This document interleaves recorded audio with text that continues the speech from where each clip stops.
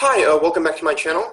Today I will be discussing a game that was played in 1994 in the Linares tournament between uh, Topalov and Bareev, both quite famous and very big names in chess.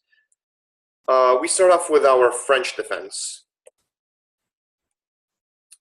The, I feel like these variations are quite dubious for black, especially after this move bishop takes f6. I mean, gf6 is considered to be better, but I still I think it's even proven that white does very well against the move g takes f6. But on bishop takes f6, uh, white has a very good space advantage. The thing is that black has two bishops, so white needs to be solid when he plays. And that is why I really do not like this move c3 by Topalov. I believe that the move knight f3 is the best move because one thing that black wants to do sometimes is to open up the position with the move e5 or c5, and knight f3 prevents one of those ideas, and it also lends support to the d4 pawn. C3 is a standard move though, because white will try to set up some sort of battery with the moves like bishop d3 and queen c2, and sometimes white gets a very good attack against the black king, who castles kingside because of the pressure on h7. There are a lot of very famous games played in these types of positions in the French where white just destroys black, especially on a very high level even. Knight d7 was played, and queen c2. Again, I would probably prefer some other move, knight f3. f4 has been tried. But queen c2, and I think that after this move e5, black is already equalized. Now, d takes e5 was played. I disagree. Bareev, I think, gave the move castles queenside for white, and I would probably prefer white there, but maybe black can just simply play e takes d4. And yeah, black's just probably equal. But I'll probably still take white. However, d takes e5 was played, and knight takes e5. And now you can see one of the problems that white has is that his king is kind of stuck in the center. He cannot castle queenside because the rook will be attacked on d1. So the other problem is that black has the two bishops, and he has an open position. Although knight takes f6 could be played at really any moment.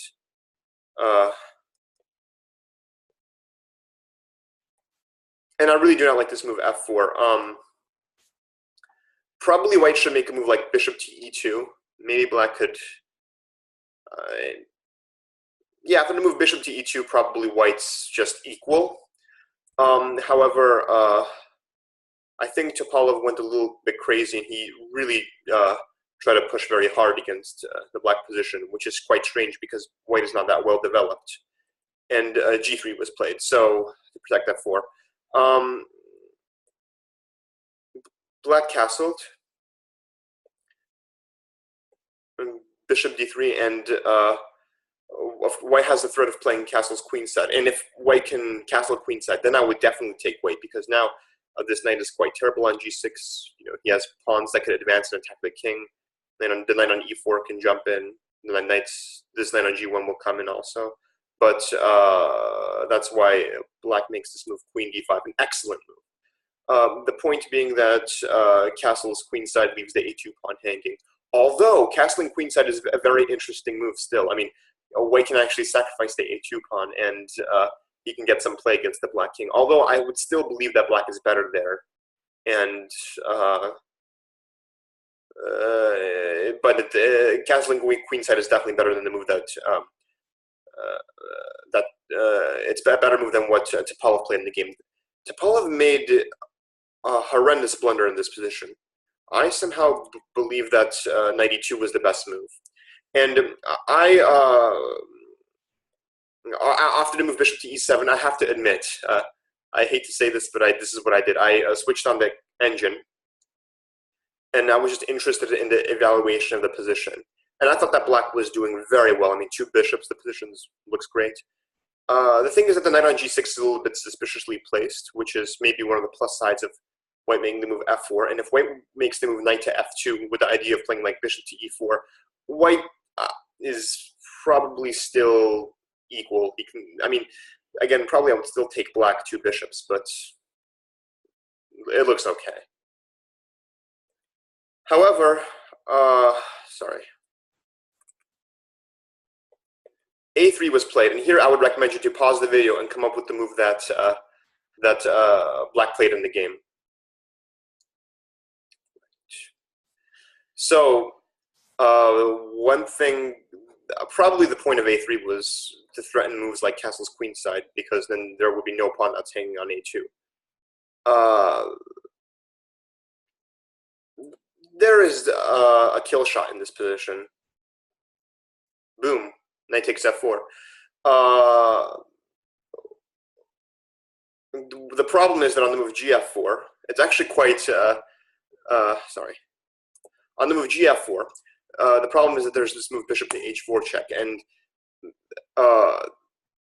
a lot of the variations, this knight is pinned, and black can break the pin with moves like f5. So let's say, I mean, there are many moves in this position, but I mean, king f1 probably is the main idea, maybe one of the main variations here. Probably f5, and just simply we are doing very well.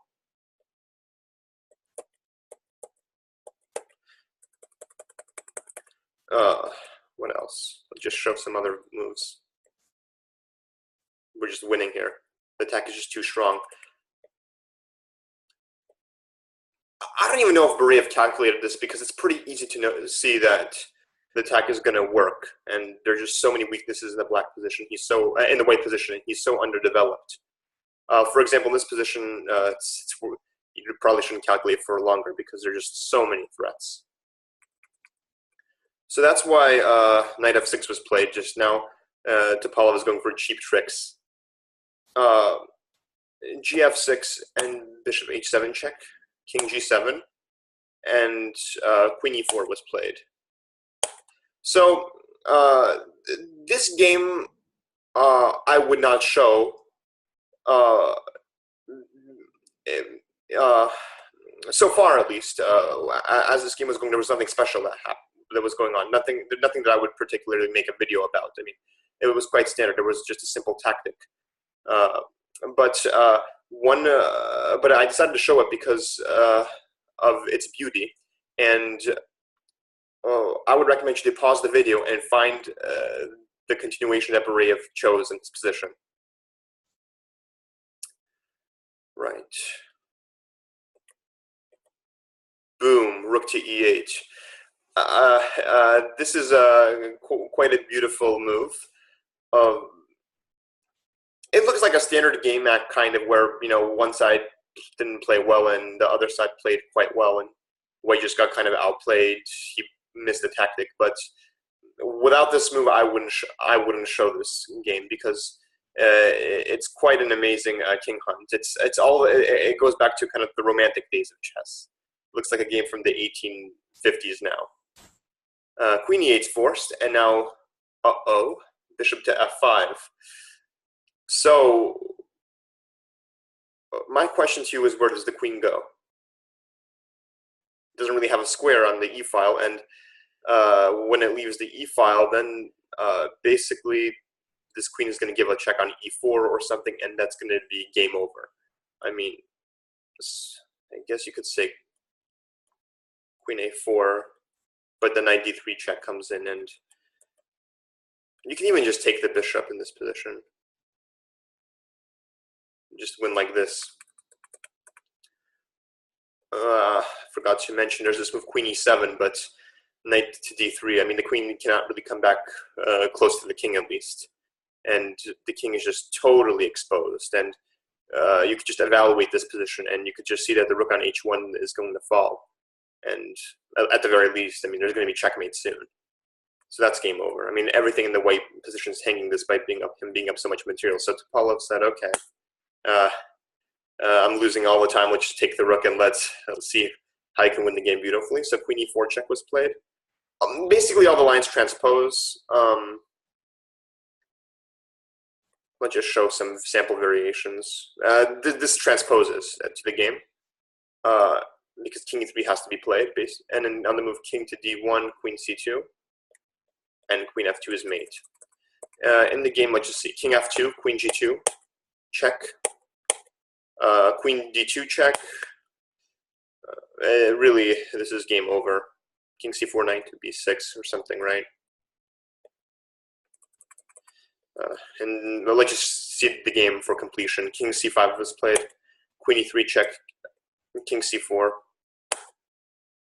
Knight b6 check, and here he resigned because this is basically forced mate.